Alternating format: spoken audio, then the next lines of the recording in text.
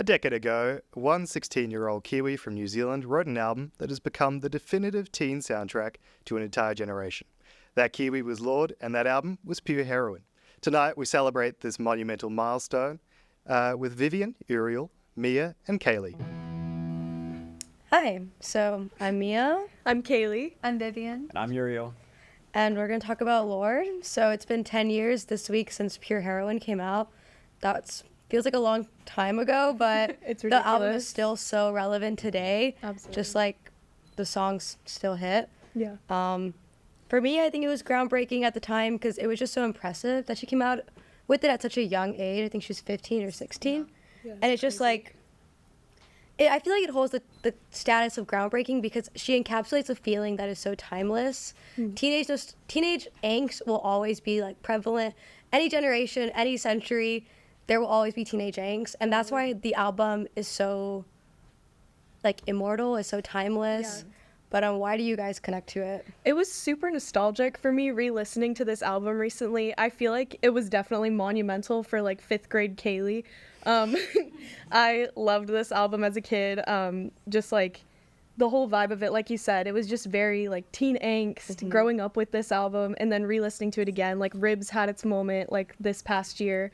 So it's just been super cool and nostalgic to like see it come back and be relevant and stay relevant. Yeah. Totally. Yeah, I'm With more reason. Sorry. No, yeah, I'm more of like a melodrama type of person, but I will say that no, I'm just saying that You Pure were Heroine, it heartbreaking. really hit this past my senior year. Sorry guys, I'm a freshman. I just got here. Like it definitely hit. You were especially 5 years old when yeah, Pure Heroine I was came out. 8, I was 8, not 5. But yeah, no, I loved it. You were 9 years old streaming it. Like for me, why it was so groundbreaking is during it was 2013, the year before. It was all the music was like dance. It was EDM. It was Lady Gaga. It was Beyonce self-titled. Like like everything was so upbeat and telling you to dance and get up. And here comes an anti-pop album where she's like, I'm getting tired of being told to put my hands up in the air. I'm getting tired of it. And I don't know, it just felt so like genuine and just from her.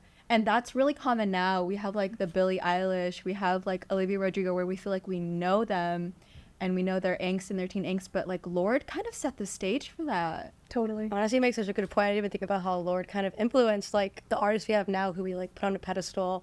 Even though Taylor Swift was singing about heartbreak, I feel like Lorde brought a total different perspective, like more of a like life just sucks. Like a little bit, like definitely a little bit darker. Yeah, than, like the poppy music on the radio, Yeah. but it dominated the radio. It was crazy.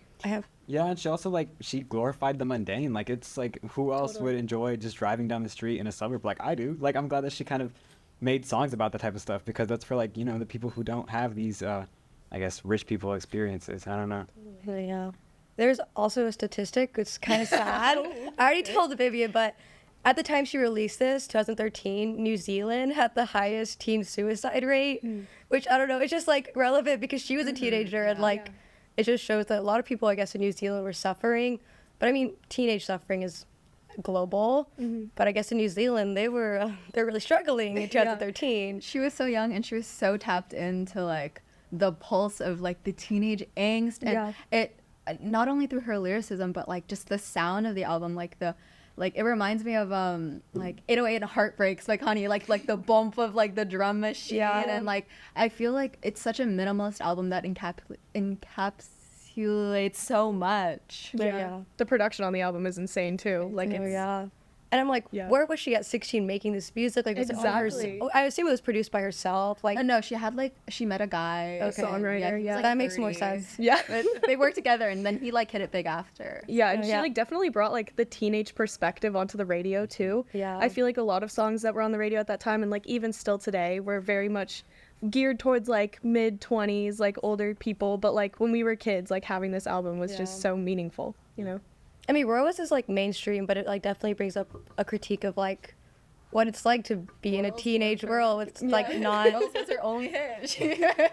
I'm just saying, like that. Oh, Royals was a mainstream. Yes, it got a Grammy. But like girl- it had a huge like it had a great critique in this lyrics itself. Like Totally. she will never be like in this like socioeconomic status that has all these like privileges and resources. Yeah. And it's like who cares? Like, seriously. You can still have fun. Yeah. Yeah. The disaffected youth really clung on to that. Yeah, like, Totally. she said something. Do you guys have a favorite song from the album? Ooh. I'm gonna say World Alone.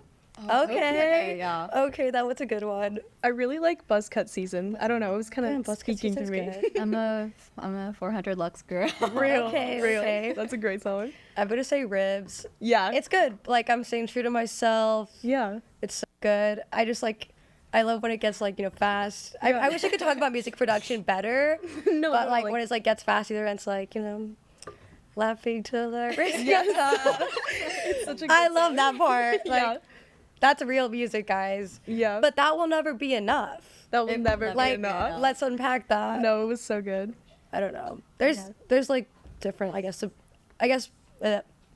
interpretation is subjective naturally, but I don't know. It feels It's a very gay song, I'm gonna be honest. it feels gay to me. No, yeah. Like, I'm like, I think it is. Like, It's a little bit gay. I don't know. It's just like kind of that feeling of like, yeah, you may like someone and you may laugh until your wrist gets up. You might have a great Exactly. time with them, but it still will never be enough for them to, Yeah. feel the same way. And it was like a song that like had a moment, like when you're driving in the car with your friends in high So school. true. Like it had such a clear and distinct moment for it to exist Yeah. in. And it's still relevant today. People love that song. Exactly. People love that it. song. How could they not? Because gay teenagers will never die. they'll never die. They'll keep making them in the manufacturing company labs. where gay teenagers come from, always in They're production.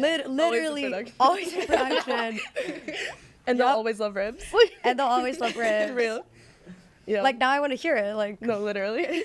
but Did you want to talk about that T-shirt she came out with? Oh, Oh. yeah, no, she made a tweet, or she didn't make a tweet, someone made a tweet. She made a t-shirt. she would never make a tweet. Yeah, no, she doesn't. makes I emails. actually double checked makes to find emails. this. I went through her Twitter and I found out she didn't make a tweet.